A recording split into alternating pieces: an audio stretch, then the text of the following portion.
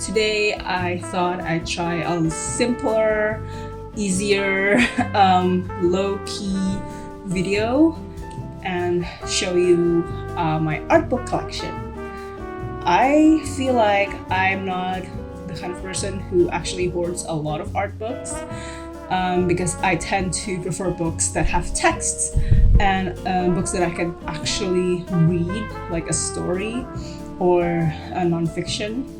So I don't actually collect a lot of art books. But I looked into my collection and it turns out there are a lot of books that I personally can categorize as art books. I don't know how most people categorize art books, but for me, basically books that have a certain artistic value that I can learn from. And for me, that is mainly illustration. So these books that I've collected can be divided into a few groups. One, an actual kind of like illustrative self-help book, which I don't have a lot of actually. Then there's like reference books that I can take as inspiration or maybe even references for my illustration. And then there's books and illustrations that I admire and enjoy. Also, last but not least, are like semi-biographical books of like major designers and artists that I have admired for a while. So that's basically what you can expect from this video. Without further ado, let's start with a doozy one. I feel like this is the first art book that I bought with full knowledge of wanting to learn and also having a lot of admiration for the artist. It is Loish's books and it comes in this beautiful cardboard, like custom cardboard. I actually bought this by backing Loish's Kickstarter for her second book, because I think I didn't have like credit card for the first book. When the second book was coming around, I couldn't pass up the chance to support her, and I got both the first and the second book. Let me just open this real quick. First we have The Art of Loish. This is what the book looks like. It's super gorgeous. It introduces Loish's history and then also go about her process and how she develops her style so far. I think not in such a great detail.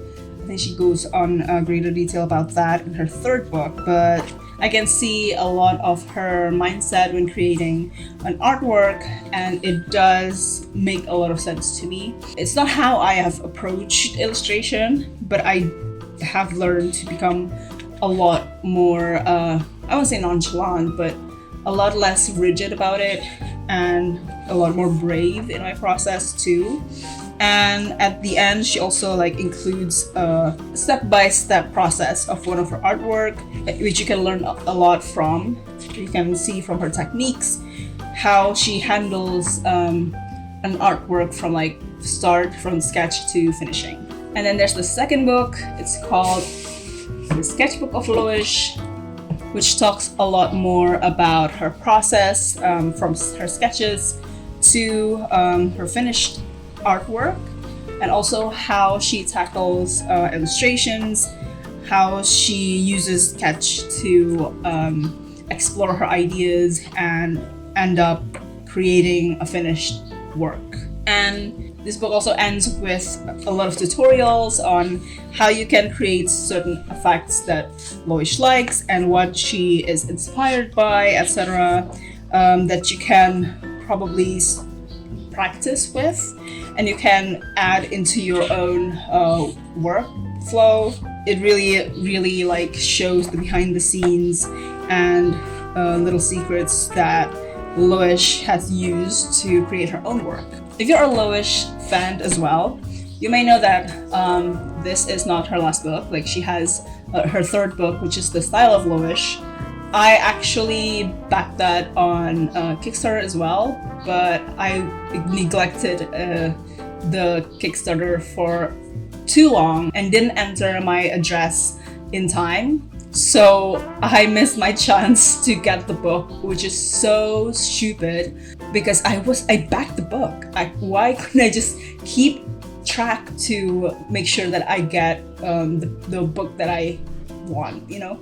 Yeah, so I only have these 2 books, but if you have the Style of Loish and you feel like you want to pass it on, it will be so welcome. And then the next one is also a Kickstarter project, but this one is more fun, and I think it's very inspiring.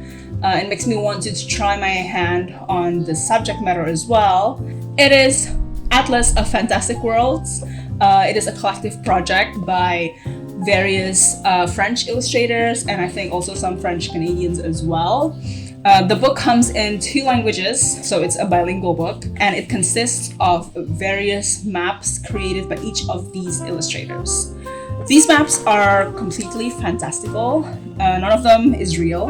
The book, I guess, intends for these maps to be used in like role-playing games such as Dungeons and Dragons, and it also has like an introduction section where it shows you exactly how to play Dungeons and Dragons-like games and how to use the maps accordingly. I love this book so much because it combines various styles of various illustrators in one book, but also it shows how each of these illustrators have very diverse characters that allow them to come up with very different maps, but all of them are just as interesting as the next. And I think this is like the kind of project that I love to see the result of, because it comes with probably a very simple prompt, but then you get to see how each of the participating members interpret the prompt accordingly. Because these maps are very different one from the next, but I can totally see myself in each of these worlds. Next, I think I want to go for a very sought after book. If you're a graphic designer, you may know this book very well. This is like not very illustration based, but I love it. It is Things I Have Learned in My Life So Far by Stefan Sackmeister. I absolutely adore the work of Stefan Sackmeister because I think he really plays with the boundaries of what is graphic design and what is considered art, and somehow plays with both elements beautifully. If you don't know, this book, it consists of several like small books, and I think the idea is to read them in whatever order you want. But there is one book that has like the actual beginning. We can get the idea of the background information of how Stefan Sackmeister starts his career, or what forms his mindset on graphic design and art in general. And you can see how he plays with various materials and various ideas to come up with work that cannot simply be boxed into one category, and you know, like break through any wall that people have often tried to put works of art. I love a lot of these projects. Obviously, there are some that I like more than others, but I feel like all of them are interesting in their own way, and Sackmeister is always like challenging himself to think up of new ideas to be made possible. So yeah, if you're a graphic designer, and specifically if you're the type of graphic designer who wants to be extraordinary, I think Sackmeister can be a good starting point to learn from. Let's keep on with the semi-autobiographical work. We've got 1000 Years of Sorrow by Awewe. I don't know if I pronounced that name right. I hope I didn't butcher it. I've been such a fan of Awewe's work, particularly because he is very, very vocal about his like political standing. He doesn't ever like create art just to be beautiful or just to be admired. He always has some kind of message to deliver with his work. And this book, which is super thick, by the way, encompasses I don't really know how many years of his career, but like basically how he started out and where he is now up to 2021. It really encompasses a lot of his stories and his backgrounds, and I think being an artist needs to be more than just an enjoyment or entertaining. I feel like, obviously, ideally, I do want to be someone like Aweiwei who basically risks everything to create the kind of work that he can be proud of, to speak for his people and similar people across the world. So this is technically not like a very illustrative art book, very texty, but I do learn a lot from this book, and how we can all contribute to try making the world the kind of world we want to live in. Okay, next up, I feel like I want to go to references now, and let's start with a book that I just recently purchased, which is Insects in Color. Not gonna lie, I bought this book online, although I did pick it up offline, but it is much smaller than anticipated. But it is such a beautiful book that has a lot of illustrations of insects in it. And I am a huge fan of insects. And I think lately I've been trying to really like stay true to my interests and my passion. And I want to start really like drawing insects all over the world. Because I always find types of insects that I don't usually see or people don't usually talk about. And this book has a lot of those. So I'm super happy to see how many of them I haven't seen yet. And I want to try like using this book as reference and to study from. It's about time that I get a book like this. Keeping up with the references theme, I know this is probably not an art book. It is technically an infographic book, very scientific. It is called How We're Effing Up Our Planet. And it is written, I suppose, by Tony Juniper. I don't know if he's also the illustrator, but yeah, I don't know.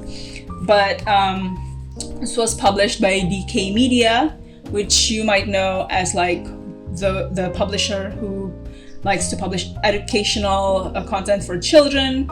Well, I think this can both be for children and adult because the subject matter is pretty heavy and complicated.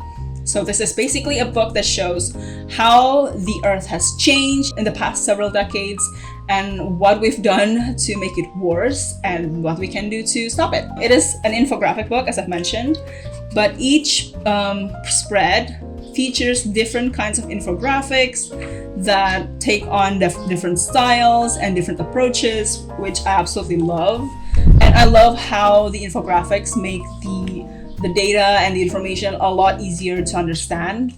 And this book actually inspired me to present data and statistics in my book as well for my final project. That book, by the way, is now for sale. You can get it online. I will link it down below, but it's only available in Indonesia because the book is in Indonesian. I am so sorry. But yeah, I really recommend this book. Whether you are an illustrator who wants to create infographics, or you are concerned about the planet or really live on Earth at all.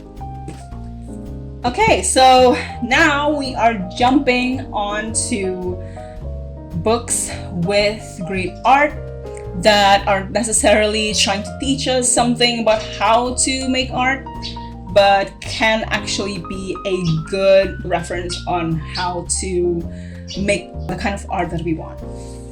I think I want to start off with a very unique book. It is this book, Aku Adalah Rumah. It is an Indonesian children's book. It's a board book. And the title translates to I am home or I am a house. I think it's kind of a wordplay in Indonesia, and it can only be perceived one way in English. It is illustrated by Nadia Nur and published by Folktale, which is a relatively new indie children's book publisher. I absolutely love how this book is shaped like an actual house. I did not think that it was possible at all, but they've done it. It's amazing. What I love about this book is that it is technically a children's book. The story is very children friendly, but as adults, we feel like we can relate to it more because the book talks about growing up in a house, and you're not the only one growing up, the house is also growing up, and you kind of create a bond and relationship with the house as well. So it's really, really heartwarming, as you can tell. And I love how Nadian really uses very defining color palette. When it's happy, obviously it's like really warm, very like sunny and bright, and just you can feel the happiness emanating from each spread.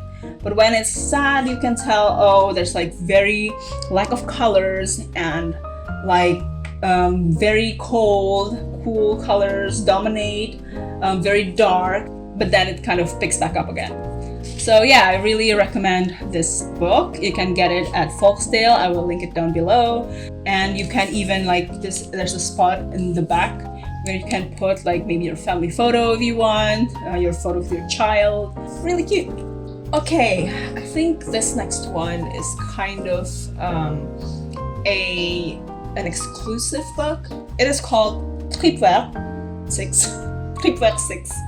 And it is a compilation of graphic novels created by students of my previous campus. If you don't know, I used to study in Germany, particularly at Kunsthochschule Kassel. And every year the campus would hold a festival, an art festival called Rundgang. And I think I bought this in like 2013. Yeah, I bought it in 2013 at the festival. These comics were created by the students at the class at the time. I really don't remember if I got it for free or if I paid for it, but I don't think it was published anywhere else.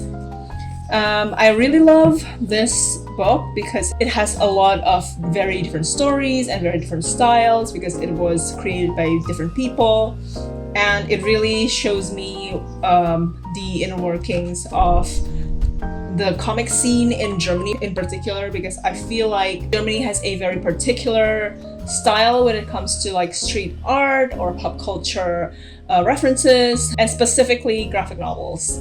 I have since read a lot of German graphic novels, which you can read in my blog, as I will link down below. I don't have any of the books. I usually like borrow them from the library, but this was a great introduction to that whole world. Continuing on with the graphic novel theme is a very peculiar graphic novel. It is called Lunar Boy, written and illustrated by twins Jess and Chien Wibowo, which from the name you can probably tell they are Indonesians. But the book itself was actually published by a US publisher, and I think it's because it has an aspect of the story that is very queer, and I don't think that is welcome in Indonesia, unfortunately. I got this book from a local bookstore, and I took a look inside. I haven't really read it actually, but I took a look inside, and it's very interesting because it talks about this boy who originally lives in the moon but kind of has like a homestay program, or has to stay on Earth for some reason and doesn't feel like he belongs. And I feel like it transcends his queerness probably, but also like culture, and which I feel is synonymous to the immigrant experience. So that is very current, very relevant right now. I can't wait to read it. But I have seen the work. I love how Jess and Chin use language here. They use not only English but also Indonesians to really see the language barrier and culture shock of the main character. But overall, it's really nice. So now let's move on to picture books, and still a work by an Indonesian illustrator. This book is called Feathers Together, and it is illustrated by Charles Santoso, who I've admired for years and years. I think I wrote about him in my old blog a long time ago. I think I will leave a link to that down below. and it talks about this beautiful true story of two cranes who are very close with each other and usually like migrates together, but at some point one of them got like really hurt and cannot migrate around the time that they're supposed to migrate, so they have to be separated and one of them have to migrate alone. And I think the beautiful part about this book is that it is a love story of two birds, but Charles Santoso's illustration and Karen Levis's writing managed to somehow put a lot of heart into the story without diminishing the story at all. And I think even though this is technically a children's book, maybe for like a little bit older children, but I think adults can also learn a lot from this book, and it will touch the hearts of anyone who reads it. Still, another picture book. I think I cannot leave this one out because this book speaks to me on a deeper level because it has a subject matter that I love so much, but also because it is illustrated by one of my most admired illustrators. It is called Becoming a Good Creature, written by Z. Montgomery and illustrated by Rebecca Green. A little history between me and Rebecca Green. I actually interviewed Rebecca Green years and years ago. I think it was in 2013 for my blog. And I'd like to think that we have become friends since then. But yeah, I don't know. It's probably like a self-proclaimed thing. But I do love her so much and have seen her grow into such an incredible artist. And it's always satisfying to see that. And the book is actually about Z. Montgomery's life as a zoologist, and it is basically a very cute book about the type of thing that Z. Montgomery has learned from animals over the years as a zoologist. And it's the kind of thing that children can learn from, like certain animals have certain values that you can emulate in your life, but for adults I think it can also remind you of your inner child and also teach you that humans and animals are not one better than the other. You know, like we're all part of the same ecosystem and all part of the same nature, and we can all learn from each other. So honestly, such an amazing book. Now we're going a little bit more local. We have actually two books from the same series. If you don't know, if you don't live in Indonesia, or maybe you do, but maybe you don't know, Indonesia is an archipelago which consists of like 17,000 islands, and there are bound to be places that are not as easily discoverable or not as exposed as a lot of other parts. And there's this beautiful series by the publisher BIP Gramedia that puts a spotlight on children from across the archipelago. The series is called Anak-anak Lintas Nusantara, which translates to children across the nation. Nusantara is basically another name for Indonesia. So I have two books from this series so far, but there are actually like 2 or 3 more books in the series that I have yet to get my hands on. The first one is called Kisah dari Sumba. I'm sorry if it looks a little dusty. I haven't looked at it in a long while. I think I bought this in 2017 or 2018. And it is written by Maria Monica Wiharja, and it is illustrated by 2 amazing illustrators. First we have Wastana Haikal and also Katrina Rahmafika. The book itself is divided into 4 or 5 stories that talk about different aspects, particularly like cultural aspects of children in Sumba. What like stuck with me about this book is when I learned about the traditional religion of the people of Sumba, and it makes me realize that there must be like countless other religions across the archipelago that have become either forgotten or not recognized by the nation. And I think it's such a loss, because that speaks a lot about the kind of culture that the place has and how to communicate and relate to the people there much more effectively than we have done so far. And then the next one, which was actually published this year, is called Kisah dari Sungai Utik. So Sumba, actually, I forgot to mention, it's a place from like Nusa Tenggara Barat, which is on a little further east from Bali, whereas Sungai Utik is in Sulawesi, which is further east from Borneo. This also talks about the different aspects of the culture at Sungai Utik, and I actually went to the book launch of this one, and two teenagers from Sungai Utik actually came and performed like their dance, and it was really quite magical. You can also see the dance in the book, and it really shows how different life is over there and how they survive even without having to have the same kind of infrastructure that we have in the city. Last but not least is a book that you would have seen me talk about in the previous vlog. Actually, there are two books. So the first one is Life as We Know It by MT, and its sequel, Life as I Know It by MT. How are these two books different? So basically, these two books have the same concept. It's all watercolor paintings. There's not much, there's no words in them, except for like words used in the illustration. But there are no like storytelling, there are no captions whatsoever. All you have to do is look at the images and enjoy them.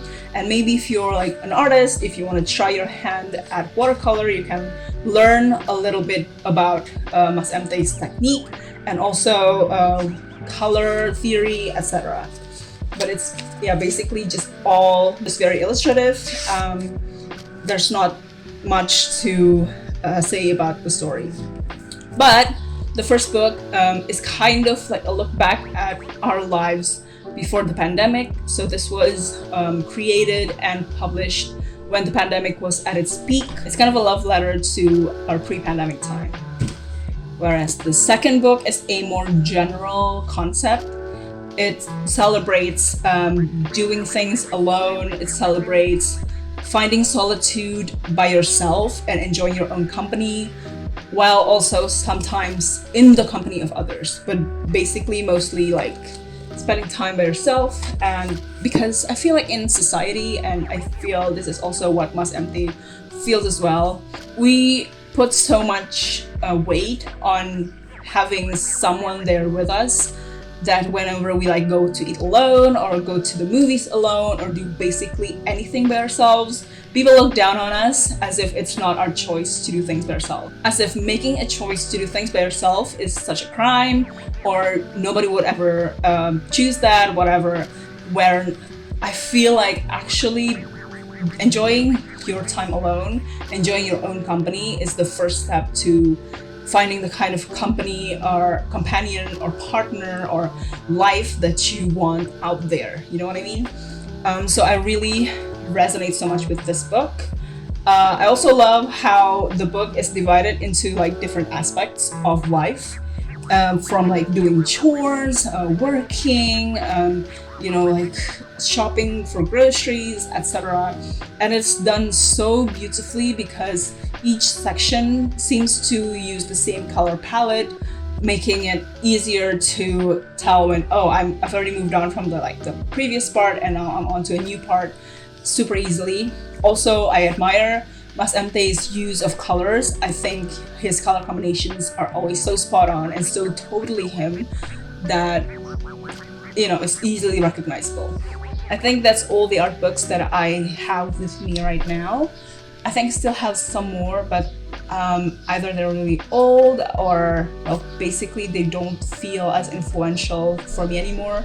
So these are basically the art books I would recommend for you. I don't know, I feel like I should, maybe there's a reason why I'm not a very good designer or illustrator, because I don't actually have a lot of art books or books that would help me become a better illustrator or designer. And I should probably get more art books in the future. But I hope that there's something that you can take away from this video. I hope one of these books speak to you, or is the kind of book that you were looking for. Thank you so much for watching. If you like this video, please you can give it a thumbs up or leave a comment down below. I would really love to hear what you think, or even better, share it with someone who you feel would enjoy this video. That would really, really mean a lot to me. And if you want to support me further, feel free to join my Patreon. I will leave the link to that down below. I'm trying to get more organized with Patreon this month, starting this month. And I have started to create schedules for rewards that I want to make. The one reward, there are 2 rewards that you can always count on to happen. First of all, early access. First of all is early access to vlogs like this. And second of all is my wallpaper downloadable. And as I've promised at the beginning of this year, I will show you each month's wallpaper. So this is this month's. Actually, I haven't done a thing for it as we speak, as I'm recording this video. So I'm not entirely sure what it's gonna look like. I guess it looks good. I don't know. But I am super excited to create it, at least. And I hope you like it too. If you join my Patreon, you can get full access of all the wallpapers I made in the past, or you can also just purchase one of the wallpapers according to what you want. Feel free to pick whichever path that you want, no strings attached. Also, other than that, I will also update you on some works in progress, or give you snippets of my sketchbooks and etc. So yeah, that would, if you're interested in that, feel free to come to my Patreon as linked down below. And I guess that's it for this month's vlog. Thank you so much for watching. Have a nice month. Bye!